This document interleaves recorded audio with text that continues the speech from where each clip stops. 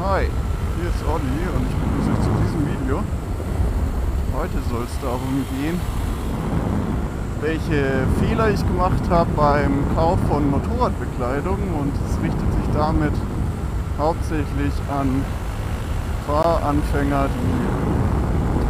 die im Begriff sind, ihre erste Kleidung zu kaufen und sich vielleicht noch nicht so intensiv informiert haben. Und das wäre eigentlich auch schon der erste Fehler, denn ihr solltet euch auf jeden Fall intensiv damit auseinandersetzen, was ihr machen wollt, was ihr für Kleidung benötigt.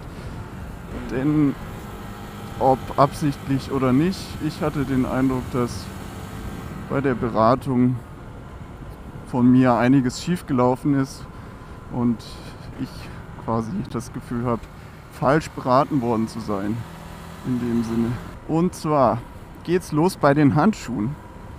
Als blutiger Anfänger hat man besonders Lust aufs Motorradfahren, vor allem bei den 16-Jährigen, die ja keine andere Wahl haben. Die werden bei jedem Wetter zumindest in der Lage sein wollen zu fahren. Das heißt, sie wollen Kleidung, die auch für Regen geeignet ist. Und das war bei mir eben auch so, das habe ich so gesagt.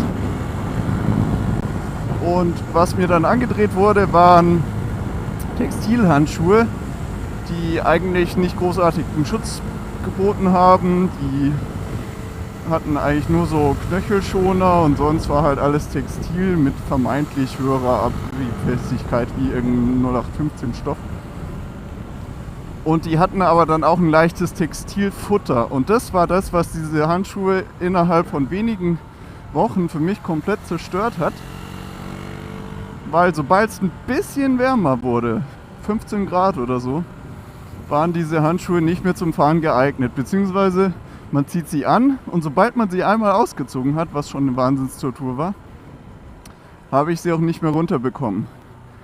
Das heißt, für das normale Fahren, also 90% der Motorradsaison, macht es absolut keinen Sinn, Handschuhe mit Innenfutter zu haben. Und es macht auch vom Schutz viel, viel mehr Sinn, Lederhandschuhe zu kaufen. Mittlerweile ist es so, ich habe 2 Sets Lederhandschuhe. Ich habe tatsächlich noch diese alten, die ich eigentlich nie hernehme. Und ich habe wirklich warme Handschuhe für Tage, wo es wirklich kalt ist. Die bieten dann aber auch wiederum nicht mehr so den Schutz, wie ich finde. Drum, eure ersten Handschuhe sollten meiner Meinung nach definitiv Leder sein, außer ihr wohnt wirklich wo es immer kalt ist.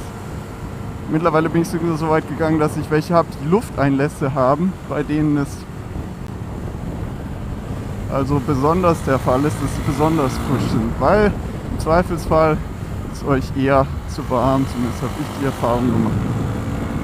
Die zweite Sache, auf die ihr unbedingt achten solltet, was wiederum deutlich mehr für Textilkombis gilt, es ist sehr häufig so, zumindest hatte ich auch schon einige Freunde von mir, die das auch berichtet haben, dass einem die Hose nach oben rutscht. Je nachdem wie spitzer und wie angespannter euer Kniewinkel ist, wird das wahrscheinlich stärker so ausfallen. Und dem kann man natürlich ein wenig entgegenwirken. Ich weiß aber tatsächlich gar nicht, ob man es komplett abstellen kann, indem ihr eine längere Hose kauft. Meistens kann man ja in solchen Geschäften, in denen man Motorradbekleidung kaufen kann, auch Probe sitzen.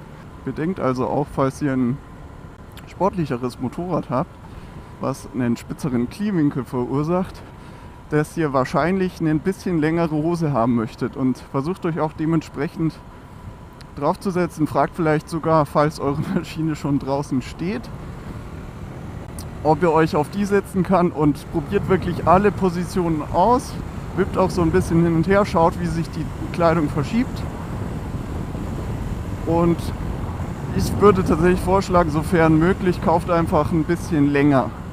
Sollte natürlich nicht über den Boden schleifen, aber vielleicht habt ihr auch Glück und ihr habt besonders kompetente Beratung, so dass ihr da keine Probleme habt. Auch hier gilt natürlich wieder, was vor allem für mich wirklich der Fall ist: Kauft euch vielleicht doch lieber gleich eine Lederkombi. Seit ich Lederkombi fahre, will ich eigentlich nichts anderes fahren. Ich habe auch für den Regen fast immer einfach so einen Regen-Overall dabei.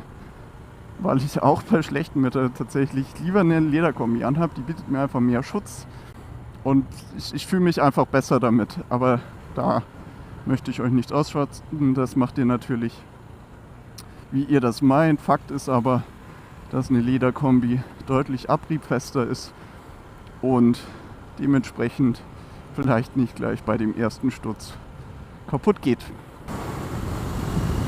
Nun zur dritten, sehr speziellen Sache.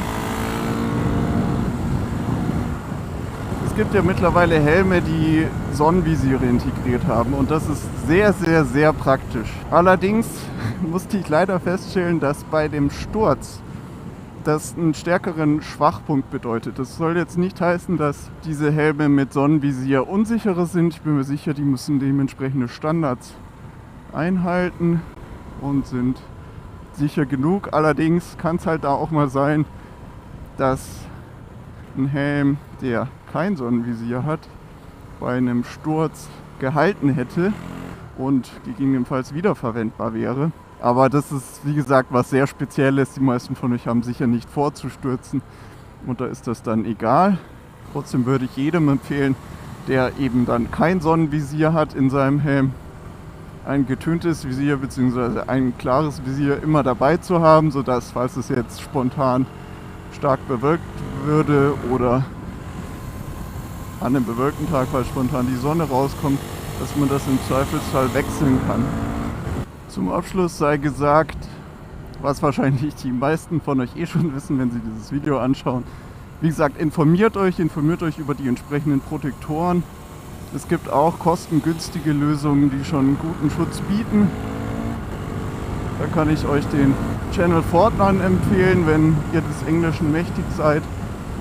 Die testen meiner Meinung nach wirklich professionell und legen großen Wert darauf, objektiv zu sein und euch korrekte Informationen zu bieten.